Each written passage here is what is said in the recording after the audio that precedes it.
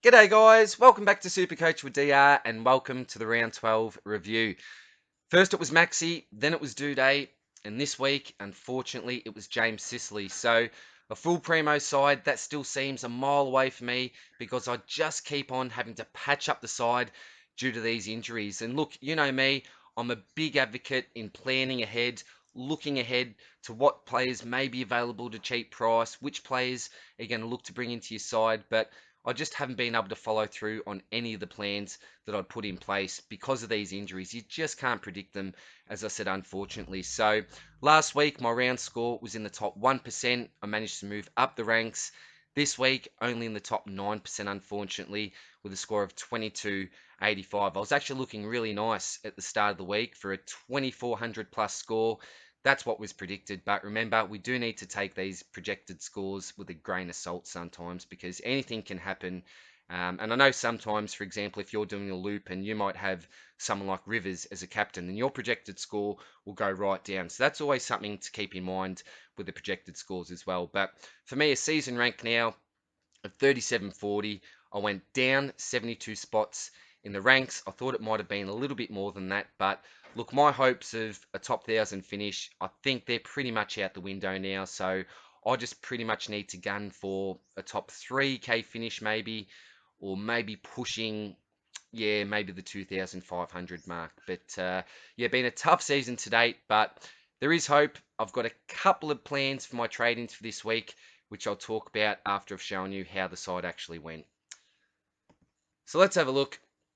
As you can see, the defensive line there, that was an absolute train wreck. Sicily, he's gone. He'll need to come out this week. Such bad news for Hawthorn. He's such an important player for their side. And for us as super coaches, really, really frustrating that we now need to trade him out. But look, for me, I was a little bit worried anyway about this pick. I did say in my review video last week that I think he'll be spending a little bit more time forward. And to be honest, that did actually eventuate. When he actually did his ACL, he was playing in the forward line at the time. But look, him playing in the forward time was obviously the least of our worries because he's now gone for the season, unfortunately. I got led in this week in place of Duday, and unfortunately, I'm saying that word a fair bit, aren't I? Unfortunately, but my trade curse continued with players that I trade in delivering terrible scores on debut. And look, this is a major lesson that I've learnt this year. In 2021, I'm going to back my gut and go early on players when I have a strong feeling that their average will spike. If you watch my stock market videos, sorry, you'll know that I recommended the Big O the week that Archie Smith went down, and he was a massive pot at the time that had barely got a mention. He's gone on to average over 100 plus from that time, so didn't back my gut, didn't get him in. The same thing with Zach Bailey before he hit his hot streak, and now it's the same thing with Laird. I wanted to get on him as soon as I recognised that he was looking to switch roles and run for the midfield. You know, I recommended him to others, spoke to the right people, but of course, I waited too long and missed out on his 180. And the frustrating thing, and I don't know if this is just because I was watching him like a hawk, but you know, they seem to miss him with some simple handballs, you know, 4 to 5 times. Often they didn't take him when he was, you know, a really good option. He'd made good space, he'd made good positioning. I think it was Seedsman on one occasion just blatantly ignored him, you know, bombed it into the 50, turned it over. Really, really frustrating. He didn't spend as much time in the middle as he did last week. You know, he played back for a bit, played off a wing, and it really was worst case scenario for me. I didn't think there was any way he'd go below an 85, but we did. And all we can hope for is that he'll bounce back next week. I do have a bit of a sick feeling that he may not be attending as many CBAs with Sloan back in the side, but fingers crossed, I still think that he can be a good pick for us. Jordan Ridley, well, geez, my jaw dropped to the floor in the first quarter. He actually turned the ball over, kicked it out in the full, and unfortunately that set the tone for the rest of his night at the office. Didn't have a real impact, wasn't damaging, but I'll give him a pass mark because he's had a terrific breakout season. It's been a terrific pick for me, but a 70, yeah, not great with that. But if we look at the overall scoring here, that was just standard for me this week. Thank you, Tommy Stewart. He was the only one that raised the bat with a 103 there. Played well and hit the ton, which I'm really, really thankful for. Doherty, well, he just really isn't a premium selection anymore. His price reflects his scoring and pretty much just a nothing pick that we all have. I wouldn't blame people for trading him because he's been really frustrating, but as you know, I've got way bigger problems at the moment, so he'll just stay in my back line for the rest of the year and pretty much do nothing. If he hits 100, that's just a real bonus for us, I think. Johnny Noble, well, he's actually done really well for me. I've been impressed with Noble. He's delivered some really nice scores there at D6. He's actually been on the chopping block for probably the last 2 to 3 weeks, but he's just managed to keep his spot due to all the injuries that I've copped, unfortunately. There's that word again. I've got to stop saying it. Andy McPherson, I won't say that word, but another injury. I don't know how long he's out for. I'm not up with the injury news at this stage, but he may stay this week. He may go.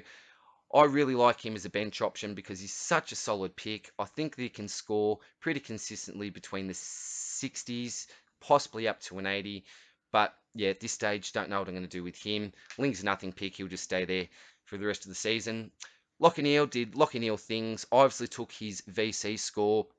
Some people went with Jack McRae, rolled the dice. But look, I just think that it's just not worth it. It's not worth the risk. You know, not taking a score like a 134, hoping for what a 150 maybe. You're risking a really, really nice score for an extra 15 to 20 points maybe. And look, we know that players can get 170s, 180s, and someone like McRae is capable of that. And I understand that he was playing the Crows, but for me, yeah, if you don't take a 130 plus, it's just a huge risk, and I think that you need to bank that score. But with McRae, I think it was late in the third, early in the fourth, he copped a bit of a corky. Didn't seem to affect him too much though, but I think he was robbed of probably, 10 to 15 points maybe because he was struggling a little bit towards the end there. Titch, really good, 132.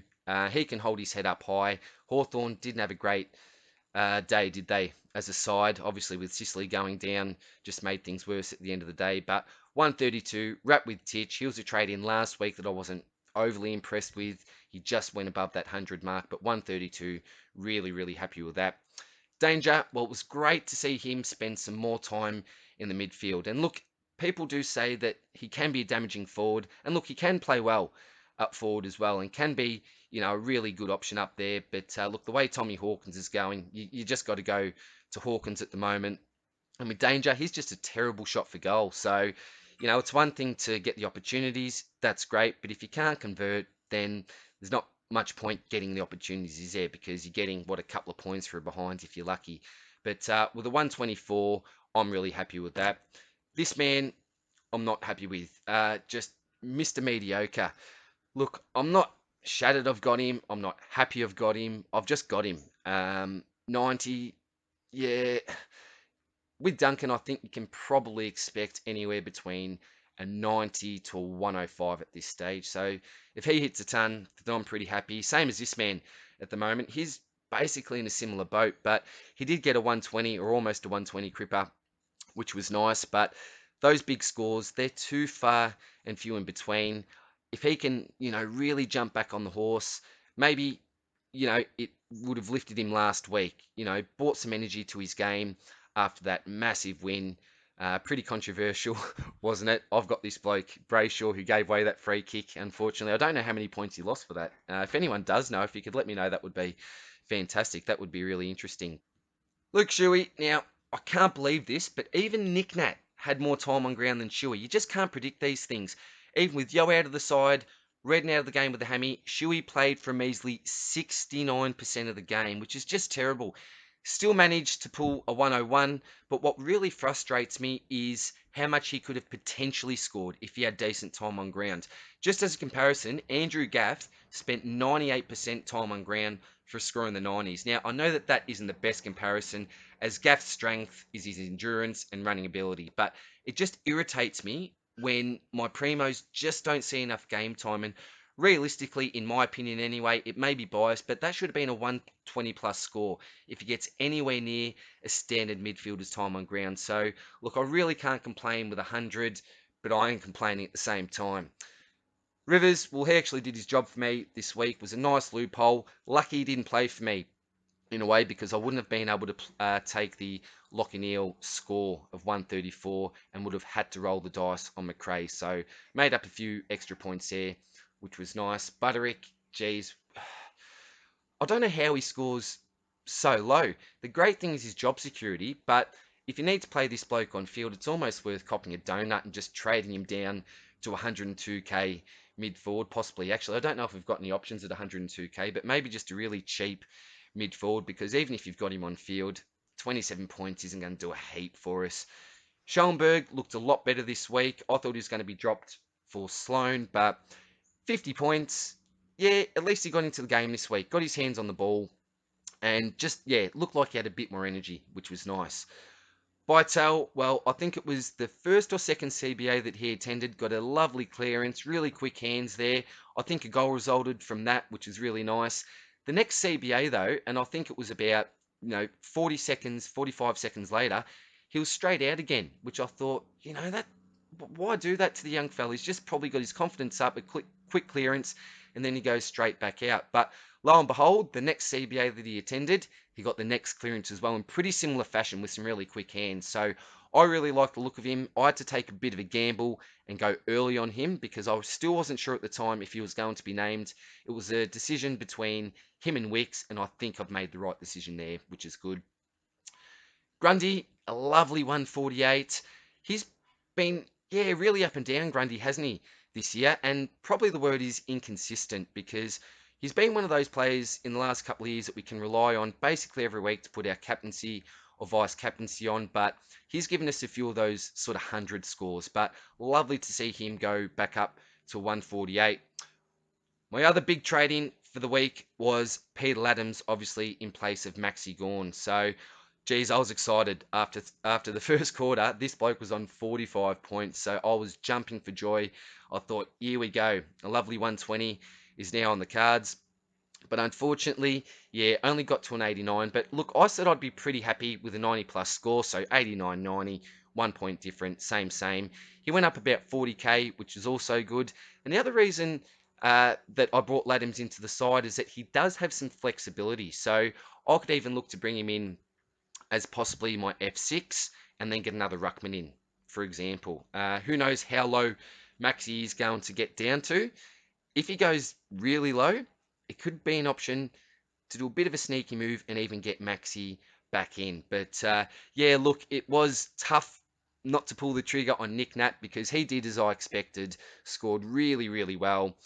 He's already had his bye, but the other concern I did have with Nick Nat is that he may be rested because we know about his durability issues. He's played really well lately. He's played some pretty nice time on ground for his usual standards, so I do have a feeling that he may be rested, but we'll just have to wait and see. But geez, Laddams looked really good when he was around the ball, but unfortunately Lysette just spent too much time in the middle. So I'd love it if they could give Lysette a rest for a couple of weeks, or if he just plays an absolute shocker next week and then gets dropped and they just go with Big Pete Laddams. But yeah, I still am really happy with this pick. I was close to going the Big O as well, but yeah, 89, as I said, he provides an option down the line as well.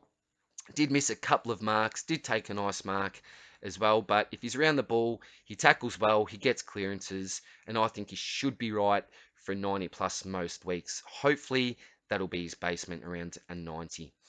Draper, he did okay, 63 there, so he's averaging 70 at the moment. He's continuing to go up in price. I haven't decided yet whether or not I'm going to keep him. It would be nice just to have some extra security there, but yeah, I'll just have to wait and see because he may be someone that I need to trade out in order to complete my side, I think. Petrarca, another great game from him, 125. Look, just a dominant, reliable scorer. His disposal was a little bit sloppy at times, but this man's a star. He can do everything. Bray Shaw, I think he was on over 60 at half time, so looking to just do what he's done over the last, what's it been, probably 6 weeks now. But yeah, I think it was about a 6 to 7 point second half from Bray. So similar to Ridley, I will forgive him because he's just been in outstanding form. Look, being a young fella, you know, one of these scores, it had to happen. It had to happen at some stage. I've been waiting for it for a long time. But yeah, how much, as I said, did he lose for that free kick? I really don't know because I didn't check the scores at that time. I've just looked at the final scores for that one. So yeah, disappointing if you did bring him in, but I don't think we should be too concerned with Andy Brayshaw. He's been a star for us for a while now. Dusty, well, yeah, back to his average sort of games. Nothing special, not terrible, but yeah, after that, what was a 170, 180, I said that we can't expect any more scores like that, I don't think. But if he can go sort of a 110 plus, I'd be wrapped with that most weeks. Well, talk about happy. Now, this bloke, he was absolutely sublime, Baz. He answered his critics with his best performance of his career. Well, I think it is. It's the best performance I've seen him play. But what I love most about his game was his run and carry. Just so damaging. Over 800 metres gained, that's off the charts. He looks fit, he looks hungry. And if he continues to pump out performances like that, I think the Dogs have a really good chance of playing finals football. I'm really looking forward to George's review this week. I think he'll be a very happy man after Baz Lenker's performance, as all owners should be. Same as Jai Simpkin. Really happy this week. Look, coming up against the Lions, I thought that he may actually score pretty well because they back their own midfield in. They don't tag. He has been tagged over the last month, Simpkin. I know he got locked down by Kerno after he just had that injury, which was, yeah, just so hard to watch. Really, really felt for the young fella, to be quite honest, because he was clearly struggling and wasn't 100%. But if you picked him up last week, what an ideal time. Sorry, you've got an absolute bargain there. 105. Take that every day of the week from Simpkin, and hopefully that's given him a little bit more confidence and he can take that form into the rest of the season. Rankin, well, we expected that he'd be up, he'd be down. So 52, not an ideal score from him, but again, yeah, that's just what we've got to expect. He can get 100. He's got the potential to do that, or else, as we saw, he's got the potential to give you a 40 or a 50 as well. Absolutely identical, the scores there for Arts. Yeah, I think he'll go for me this week, probably through some DPP. And Brad Close, he was obviously managed this week, and I'm pretty sure he comes straight back into the side. So, for my trades this week, well, it's a given that Sicily has to go. My original plans for this week were to go Noble to Williams and Arts to Foot. So one up, one down. And then I was going to target either Haynes or Taranto next week. But now I think I need to simply try and keep up with the pack. And mind you, I'm very much behind the pack, as we know. But I'm thinking of now going two up. I was thinking of going two up in the back line. But if I'm to have a look at my side, I'll look at Johnny Noble as my D6, and he's given me an average of 69, pumped out some pretty decent scores over the last 3 to 4 weeks. I then look into my forward line, and I've got Rankin. Again, he's someone that is capable of giving you an 80 to 100 type score. And then I look into my midfield, that M8 spot. And I've got Rivers, Butterick, Schoenberg, and Bytel. And I'm just leaking way too many points there. So I've come to the conclusion basically that I obviously need to get rid of Sicily, so I'm going to bring in a primo defender, and then I also need to bring in a premium midfielder because I just can't have any of these blokes playing at my M8 position at the moment. I could trade, or not trade, but swap over Close obviously to come in and play in midfield, but again, I'm just not confident in getting him. So I've sort of limited it down to two options, and they're two pairs. And there's only 1K difference separating the two pairs I'm looking at. The first pair, they're a couple of players from Sydney. I'm targeting Sydney players because they've obviously had their bye. And the second pair, they come from Freo because Freo's obviously had their bye as well. So in the back line, a very obvious choice, I think, is the Seagull. He's giving you scores like a premium midfielder's giving you. So it's so handy to have someone like a Seagull in your back line as a defender when he's pumping out the scores that he is. He's in 34% of sides at the moment. He's been killing me. 3-round average of 132. And geez, just look at that.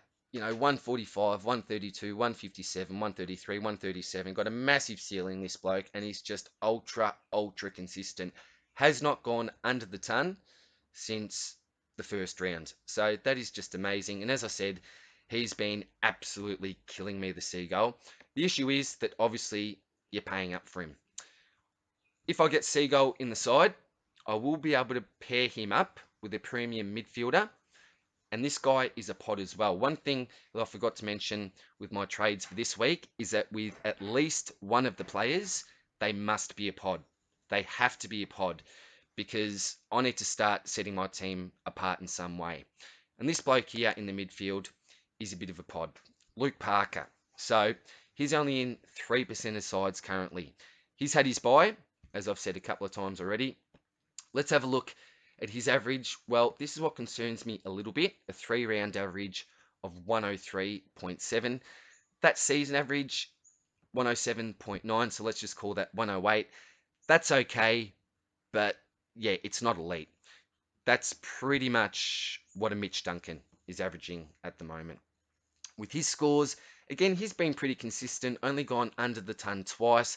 That 45, though, really, really low. No idea what happened in that game. As you can see, for some reason, I can't even see who his opponent was, unfortunately. I'll go back and look at that. And then he had a 77, which was obviously a couple of weeks ago. But a couple of big scores there. He's got that 141. But yeah, if you look at his 3 next highest scores, they're all in the 120s, 127, 125, and then another 120. So this year, his ceiling hasn't been overly high. In the past, he's shown that he's got a massive ceiling. He can come out with some huge scores. But this year, haven't really seen that so far. So I could trade out a John Noble and a Jake Hart and get in a James Lloyd and a Luke Parker. Ideally, I'd like to trade out a McPherson and keep Noble, but if I was to go with that pairing, then I would have to go out Noble and out Arts. And mind you, I would be swinging Butterick back into the forward line there, and then my premium would be playing on field. In this case, it would be Luke Parker. So Sicily for Lloyd, and then Arts for Parker via some DPP. That's my first combo, or else the second combo I'm looking at is a couple of Freo blokes, and this will only be a 1k difference. Luke Ryan. So this is the pod that I was talking about. With the first combo, the pod was in the midfield with Luke Parker, but I really, really like this bloke, Luke Ryan. If we have a look at his ownership, only in 4%, and he is in red hot form at the moment. So if you look at his average score for the season, only 106. So for a defender, though, I think that's a fantastic average, really solid average. But let's have a look at his 3-round average. That's 131. If we go down here and have a look at his scores, well, look at that for some form. That's 1, 2, 3, 4, 5, 6, over 7 weeks. Really, really poor first month. So if you started with him, you would have been really disappointed, and most likely you would have got sick of him and probably traded him. That would have been really unfortunate if that was the case. But look at this form here, and let's look at his last 5 weeks, month in particular. 125, 118, 131, 100, a little bit lower, and then 162. So I just love the role that he's got down there.